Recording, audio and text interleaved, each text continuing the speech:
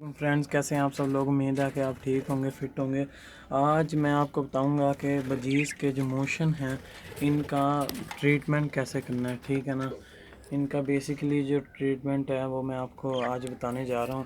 آپ اس سے پہلے میرے چینل کو سبسکرائب کر دیجئے، میری ویڈیو کو لائک کر دیجئے تاکہ میں آپ کے لیے ایسی ویڈیوز لاتا رہوں اور آپ کو میری ویڈیو سب سے پہلے مل جائیں، کیونکہ میرے پاس ان کا پورا کورس ہے۔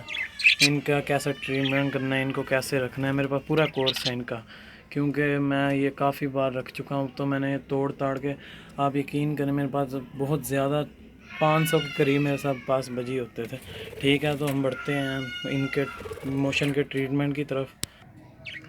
جی فرینڈز، یہ دیکھیں، یہ ان کا یہ انجیکشن آپ کو بازار سے مل جائے گا۔